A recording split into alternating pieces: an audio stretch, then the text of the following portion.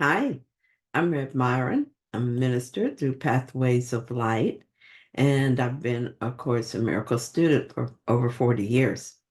I'm going through the text again this year, asking Jesus for clarity, and I write from that clarity.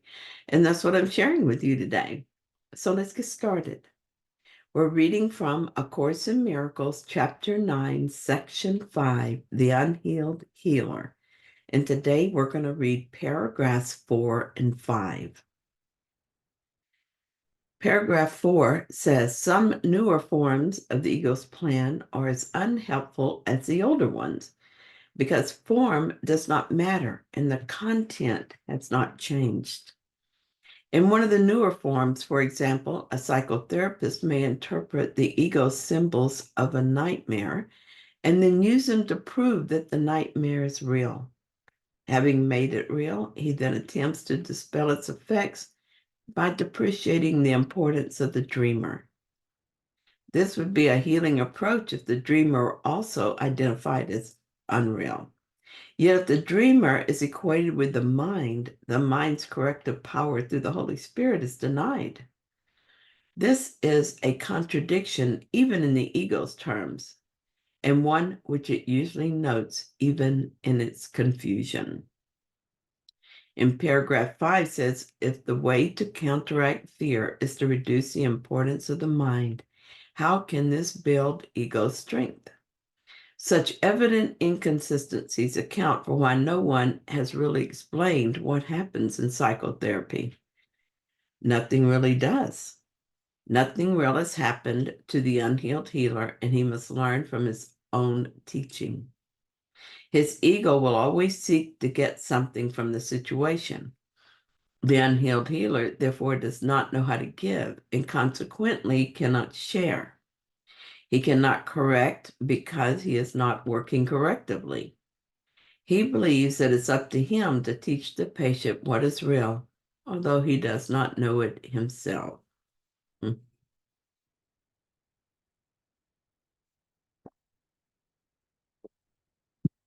I think the last sentence sums up both paragraphs. He believes that it's up to him to teach the patient what is real, although he does not know it himself. This is the unhealed healer. He is confused about what is real and what isn't. He looks at the story for the truth, for clues to undo what has been made real. Making it real is how you keep it, not undo it.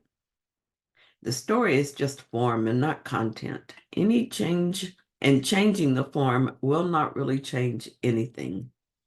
Changing the form is what we do all the time as we try to make the world change to suit us, and it doesn't work. It doesn't work because it's a content that must be changed.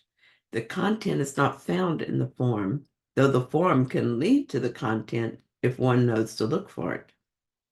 The unhealed healer goes into the relationship expecting to get something from it. He wants to be the one who knows, the one who succeeds. He thinks he needs a patient to respond as proof that he has done his job. It may be that he wants prestige and money, but giving to get is not really giving. The unhealed healer isn't sharing, so there is no union and therefore no true relationship. It is in union and relationship that we're healed because it is separation that is a sickness. The psychoanalysis theologian or I or you will not do anything of value if our minds are not healed. No amount of digging around in the story is going to undo the story if the therapist is confused about the patient's true nature and about the nature of healing and his part in it.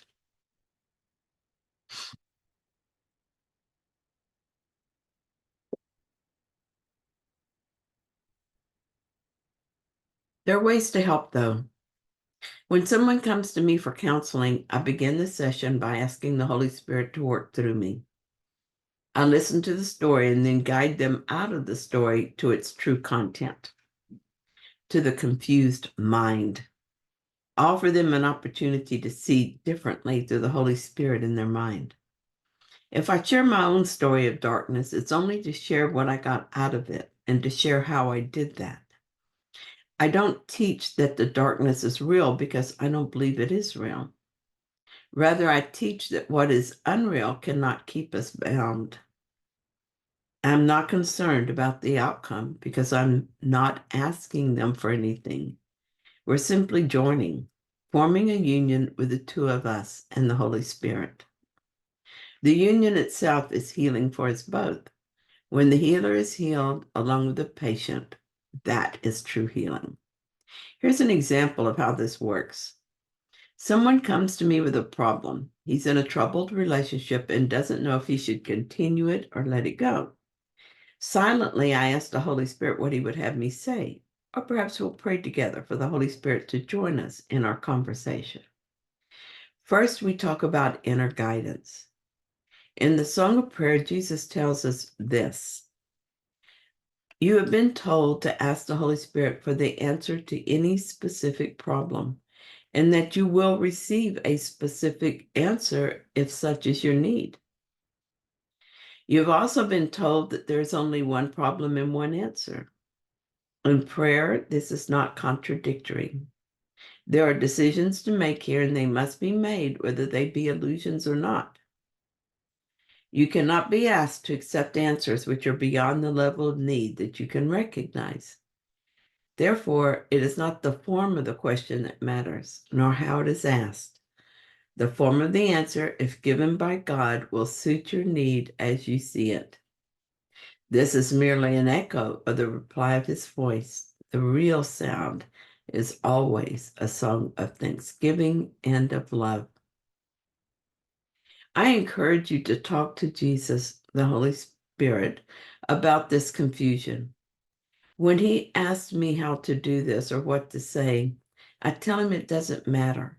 When I have a problem, I remember that Jesus tells us to share our lives with him so he can help us even more.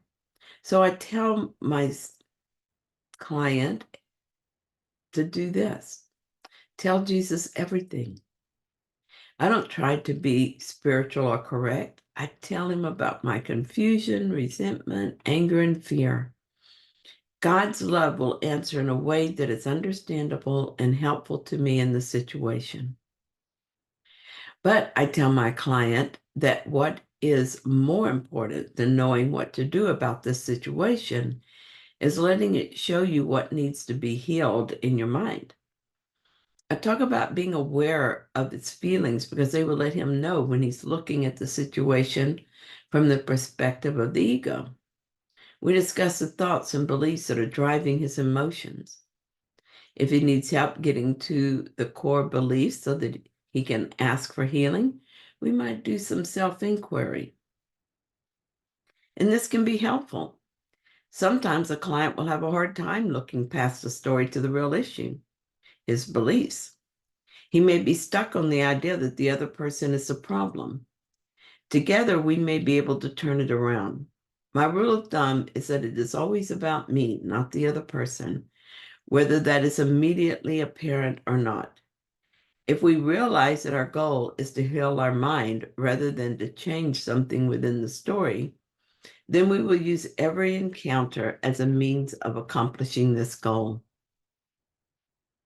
What is said in any situation varies, of course, but the one thing that does not change is the ultimate goal. The client may get guidance on what to do, but the goal is to heal the mind. I always place a focus on the thoughts and beliefs that are the crux of the problem. Nothing happens without a thought, and all thoughts are expressions of a belief. It isn't ultimately helpful to focus our attention on what to do in the story. A healed mind will be aware of the answer to the story because it is not confused about its purpose. Without the ego's fear and guilt thoughts obscuring the truth, the answer becomes obvious. As for me, each time I go through a situation like this, I receive what I give. If I am patient, loving, and kind, I receive the effects of those beliefs. If I've opened my mind to guidance to help my client, I receive guidance to help myself. What my client receives from me is given to me. His healing is my healing. It's a very efficient way to awaken the sonship and bring peace and happiness to each other. We're all teachers and all psychotherapists because we all influence others. The only question is whether or not we act from our split mind or our right mind. The outcome of the encounter will indicate the answer to that question. Thank you so much for joining with me today in this reading. I hope that you found it helpful. If you did, then please like it. And if you haven't yet, please subscribe. And I'll be back soon with another reading. See you then.